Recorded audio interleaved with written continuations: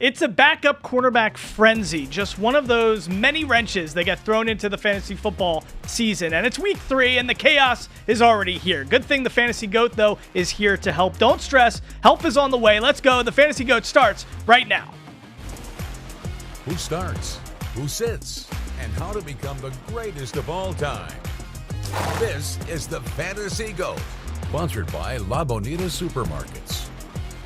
Well, hello and welcome. This is the Fantasy GOAT. I'm your host, Mike Davis. Sure, 5 backup quarterbacks are starting in week 3. You might feel like your team is already dead, but I assure you it's not. We have a great panel of experts here to help answer the most pressing questions in fantasy football right now. Joining the action today, we have Sean Cruzen, ranked among the top 50 fantasy football players globally. Good to have him with us. Also with Sports Illustrated. And Jason Feinberg, a fantasy football enthusiast, commissioner of the Dr. Feinberg Invitational and the Manning Man Crush League. And joining us from Tennessee, Mark Deming, co-founder of Full-Time Fantasy and a former #1 ranked fantasy player in the world. So it's great to have all you guys here with us. Let's kick things off with this, though. The biggest issues surrounding the league right now is the situation as 5 backup quarterbacks are likely to start in week 3. It's chaos. And Jason, how do you handle this personally? The backup quarterback situation, how is that impact going to hurt maybe even the running backs, the wideouts, and the tight ends that are attached to them for you?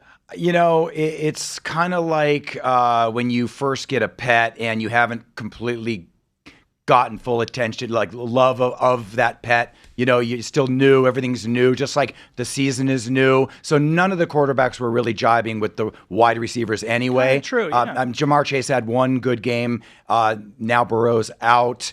So I think if there's any time, now is the time to build a chemistry with some of these backup quarterbacks, which, by the way, of my leagues, I have Burrow in 2, Jaden Daniels in 1, and Brock Purdy in 1. So you're dealing with a lot of issues here. Sean, what's your take on this? I mean, how much of these guys do you have? Are you playing? Did you scoop up any of these backup quarterbacks? What's your take on the situation? You know, Mike, that's a great question. For me, I'm scared of the backups a lot of the times and look to other places where I may have a different starter I can use. But if we're going to focus on the backups this week, I'm leaning more into Browning than some of the other players like Mariota or Wentz. I feel that Browning's going to step in and at least produce at probably an 80% clip of what Burrow was able to. Really? It's a product of their offense. He's been around. He's been there a while. But he's obviously not the talent level of Joe Burrow. But I do believe, after plenty of the camp with the wide receivers. Yeah. He's ran the one offense. He looked decent last week. Chase had a decent game. So if I was to look to one of the backups this week, I would lean Browning. We actually have him ranked in our top 10 this Oh, wow. week. Wow. Okay, so that's big news. Especially if it's a league where you don't get docked for interceptions. Then he's, right. I mean, he's all go. Yeah. He's all go. Yeah. True. Yeah, because he's throwing the ball around. Mark Deming, joining us. You're a good dad. You're there joining us from a parents' weekend situation. So, fantasy football never sleeps. So it's good to have you here with us. But Mark, tell us, for some of the guys that you have stock in that are, associated or attached to some of these backup quarterbacks, I'm talking about, now Wentz, what if you have Justin Jefferson? What if you have some of these guys attached to these quarterbacks? What's your take on that? Tell us how we should be feeling if we're in that circumstance. Yeah, that's a good point. Browning in the high stakes league went for around $350 average out of a $1,000 budget. So some of the best players in the world were targeting Browning because of the system and the parts around him. But for my money, I think the diamond in the rough could be Carson Wentz. So associated with that offense, and as you mentioned, Justin Jefferson, I think he has an opportunity to maybe thrive in that system. So that's the one that I would gravitate to if you're looking for a diamond in the rough. Okay, and of course, Jordan Addison could be there soon as well, coming off that suspension. But guys, next up, we're talking rookie running backs. To say they've been a disappointment would be a massive understatement. What to do, how to handle them, that's all after the break. You're watching the Fantasy GOAT, sponsored by La Bonita Supermarkets. Let's face it, the rookie running back campaign has been a bad one this season through 2 weeks. The Rooks have demoralized fantasy football managers. I'm talking Ashton Jeanty, Marion Hampton, Travion Henderson. Collectively, those three, through 2 weeks or 6 games, have a combined point total of 48. Spencer Rattler has 32 through 2 games, guys. So, Sean, I want to know, did you anticipate these 3 guys playing out of the gate like this? You know, Mike, that's a great question. I like to think I have a crystal ball. I'm not a big drafter of rookies at running back or at receiver. I recently heard a head coach that said, I'm happy if my rookies learn the system by Thanksgiving. So we see this a lot. Jeanty has proven he's a great talent, but he can't block, right? He's made a lot of mistakes. He hasn't had the numbers we expected with drafting him in the second round. So for me, I drafted rookies like Quinshon Judkins, Ollie Gordon, because I was able to get them much later in the drafts, and I felt they had just as much opportunity as the Amario Hamptons. The problem is, though, Gordon, is a handcuff to HN, and it's like these guys, we thought Travion Henderson, he's going in the second round, third round leagues. Jeanty's going in the first. So it's crazy that they haven't popped off at all. And we've seen rookie wide receivers do a better job at doing that. Mark Deming, how much stock do you have in any of these rookie running backs? And if you're one of the people at home who perhaps have them, I have Travion Henderson in a league. Is there any hope for this guy, or is it just going to be a disappointing rookie season having him on your squad? Yeah, like you mentioned, Mike, Hampton and Henderson were probably 2 of the biggest risers, both third-round picks by the end of drafts. And I stayed away. I have 0 Jeanty, 0 Henderson, and a couple of Hamptons. But if you did take those players, you just got to be patient because they might not be killing it in the first month, and some of the other Najee Harris is going to get some carries. But I could see Henderson later on in the year really being a strong fantasy performer. So if you pick them, don't be afraid to sit them and wait till the time is right. Yeah, I'm at the place, Jason, now. I have Travion as a second running back in a league. I'm benching him for Jordan Mason. Yeah. Now, and I never thought that would be a situation. Aaron Jones goes down, all that stuff. But now I actually am sitting Travion Henderson, the guy who I thought was going to be the X factor for my team all season long. What's your situation with all these rookies, and how are you tackling this? Yeah, so I didn't get Jeanty. I'm kind of in the middle of like Sean and you, where you went pretty heavy on rookies because you're in like 3 of my leagues. Yeah. And Sean, you say you stay away. I'm sort of in the middle, but I was at that game between Jeanty and Hampton. Yeah. And I just couldn't stop. I was like, You were texting me. no, because I have Hampton. Right. And the when Max Crosby got the forced fumble, or when Caleb Johnson, the ball went off of his helmet, and I'm just cringing. I'm like, okay, there's another. That set him back 2 games. Right. That set him back 2 games. And then Henderson, and then where was this Ramondre Stevenson, right? It's true. And you know what's so funny? Listen, Sean, we all know this. The rookies, it's like seeing a Sidney Sweeney, pop into your draft room, right? They're sexy. You know, you want to draft them because it's exciting. It's appealing to see these guys. But the truth is, we were falling in love with the RJ Harveys. It's much more than just these 3 guys. Caleb Johnson doing nothing. RJ Harvey not doing a lot. Even Ja'Cory Krosky Merritt. This was a guy people thought was going to be major too, and now no Eckler. Right. So if you had to pick one, Sean, who would be the guy that is going to turn it around if you had to pick one of the rookie running backs? Well, I mean, obviously, I'm a big believer in Quinshon Judkins. I think your guy. That's my guy from a rookie standpoint. I believe he was the best running back. I even thought he was better than Jeanty. Now that he's going to have that opportunity, he's starting this week in Cleveland. He looks like the one for me from a rookie running back standpoint that's going to have the most opportunity. Okay. And probably going to perform the best. Now, I'm not saying Jeanty, Henderson, those guys aren't going to end up having good years. It just takes them time for me to trust them, and also for the coaching staff. All right. To trust them. My producer James has a lot of stock in Judkins, so I know he's happy about that. All right, guys, coming up next, we're tackling more panic mode questions. What do you do about my dude, AJ Brown in Philly? And has Rome Odunze officially arrived? Coming up, the panel breaks it down. All right, welcome back to Fantasy Go. Josh Allen did what Josh Allen always does, deliver. The Buffalo quarterback had what it feels like an average fantasy game, which for him is pretty darn good. 213 passing yards, 3 TDs, and 4 rushes for 25 yards, making him our Commissioner's Choice of the Week. Now, for the Commissioner's Choice of the Week from La Bonita, let's go shopping. This season on the Fantasy Go, we're teaming up with La Bonita Supermarkets. That's why I'm here in Green Valley, Henderson, with my main man, Armando. Armando, tell us, what do we got on this table right now? So here we have everything you'll need for your football party. We have some chicharrón, no meat. This is chicharrón with meat.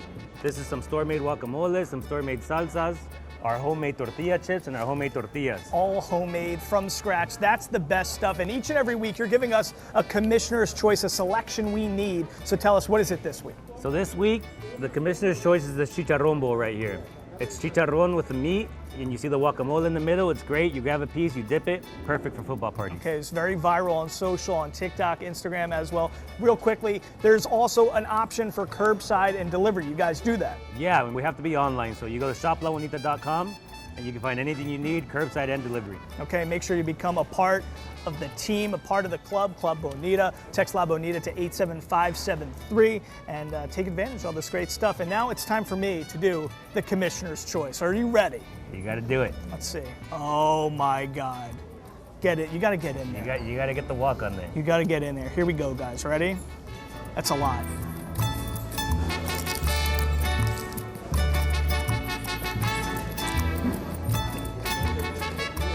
Crunch.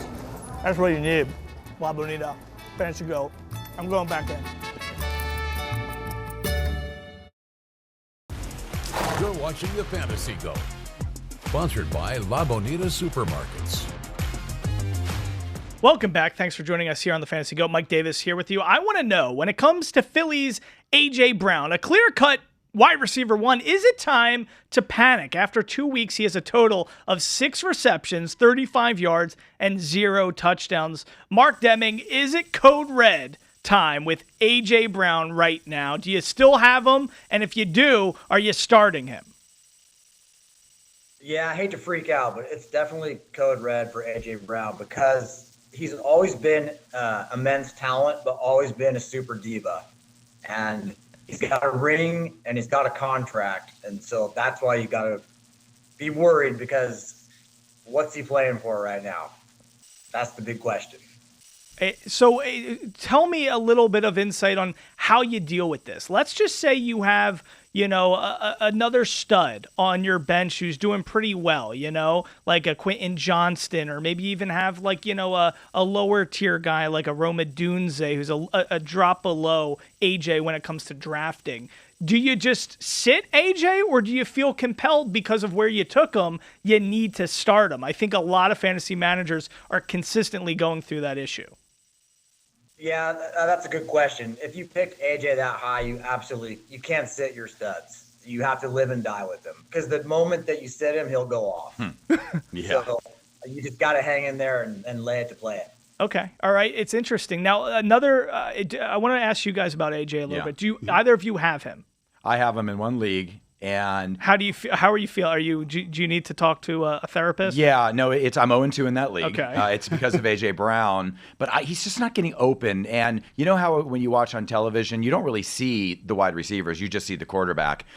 But there were a couple times where they did show the field, and he's not getting separation. So every time, Ertz has to dump it off to a Saquon. Right. And that's his second or third look, because AJ's just not getting open. I don't know if it's conditioning, but if that's the case, then I feel like maybe in a couple weeks he'll be back to his form. Yeah, Philadelphia, the only team right now in the NFL that doesn't have a passing touchdown, so it's kind of striking, the numbers and stuff, what's going on there. I want to shift, though, for a second with you, Sean. Roma Dunze, I know a lot of people at Full-Time Fantasy were very big on Roma Dunze. Of course, a crowded room, a lot of toys there between Komet and Loveland and DJ Moore and all the, Alameda Zakiat. There's so many people there. But now it seems like Roma Dunze is on the precipice of breaking out to become a complete stud. I got him in a few leagues. What's your take on Roma Dunze? I think you're spot on. And if we look at the stats, Roma Dunze has 13 receptions on 20 targets, 165 yards, 3 touchdowns. DJ Moore, who's supposed to be the number one, 8 receptions on 11 targets for 114 and no touchdowns. Although, for me, I'm hoping DJ shows out because I have a lot more DJ Moore than I do Rome Odunze.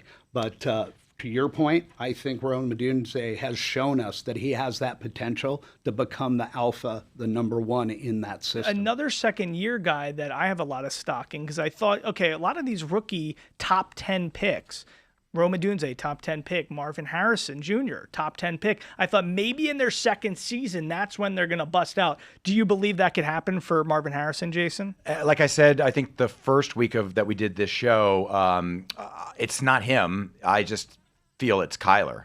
I don't think Kyler is hitting him, and they don't have that chemistry. But I think Marvin Harrison Jr. is the real deal. He's a talent, but they got to get on the same page. Yeah, it's a disappointing situation. Real quick, Mark, I want to ask you over there in Parents Weekend, Tennessee, Marvin Harrison, Rome Odunze, what's your take on them? Do you think Rome is going to bust out and become a top 5 wide receiver this year?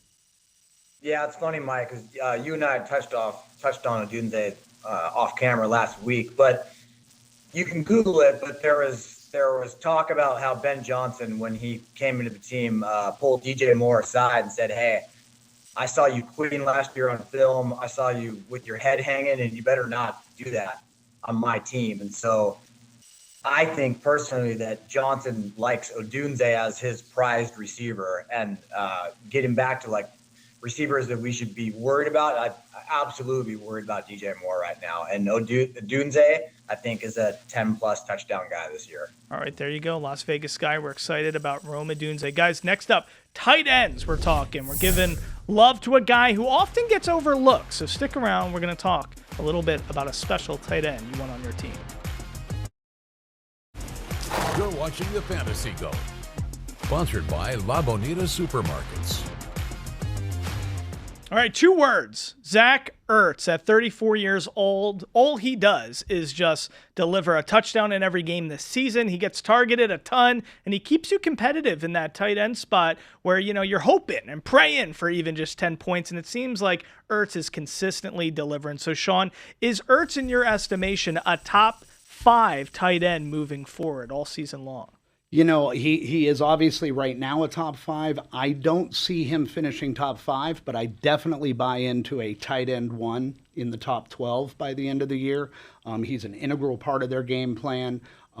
Daniels looks to him quite a bit. I think where he was drafted, he's amazing value for where people are getting him late in their fantasy draft. 100%. And, to me, I always think a backup quarterback comes in if Jaden is really hurt.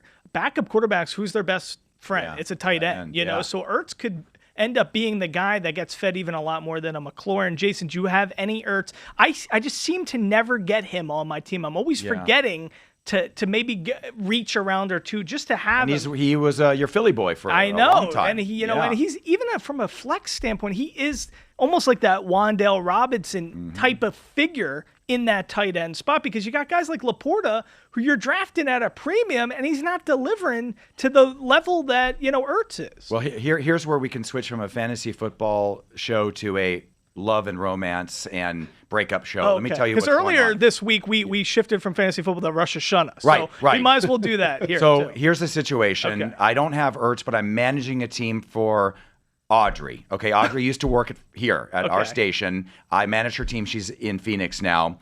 And of course, like many girls, she loves Travis Kelce. But she also drafted Ertz as her backup tight end.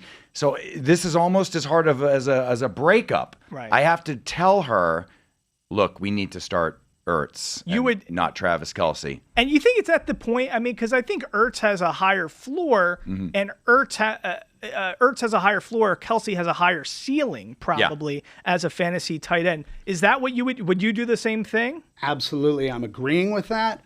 I'm going to go against Jason here, though. I'm going to stick with Travis Kelce, and I'm going to start him over Ertz this week if I have them both on my team. Well, let me tell you how the resolve, because it's sort of where you're going with this. So we decided that we would give it a little more time. Okay. Try to make it work. this relationship, and we are going to start Travis Kelce. Okay, see, that's a beautiful thing. Thank you. I'm happy this is working out for you and Audrey. Mark Deming, your feelings on Zach Ertz. Tell us if you got any stock in him, and do you really think he's a top 5, maybe top 10 guy moving forward? No question. I mean, there's no question he's top 10 fantasy tight end. And he's quarterback proof. I was doing a little homework, and so in the 2 appearances where Mariota got extended time last year, Ertz was 7 catches and 2 touchdowns. Wow. Okay, so that's even, that's a good angle for even prop bets and all that kind of stuff. Very interesting there. Real quickly, I want to appreciate everybody being here today. Real quickly, Sean, do you have any advice for anybody at home? It's week 2, entering week 3, anything you can tell people as we're just kind of still in that beginning phase, but need maybe a tip, something we can use and implement right now. It's not to panic. It's to look at what your draft strategy was and don't overanalyze things. So sitting in A.J. Brown, who you drafted in the 2nd round, I would look at that as panicking at this point. Not to say going forward, if he continues his performance, we would then consider that. But really look at where you drafted the players, what you believe in, and stick with them. Those rookie running backs, I may change my opinion on some of those, but really try to stick to your draft strategy, where you drafted. It's not time yet to panic. All right. I want to thank our great panel. Mark Deming, great father at Father's Weekend right now in Tennessee. Thank you so much, Full-Time Fantasy. Jason Feinberg, enthusiast, one of the best commissioners out there for fantasy football. And, of course, Sean Cruzen joining us for the first time. We appreciate having all you guys here. I'm Mike Davis. Good luck in week 3. We'll see you next time here on the Fantasy Go.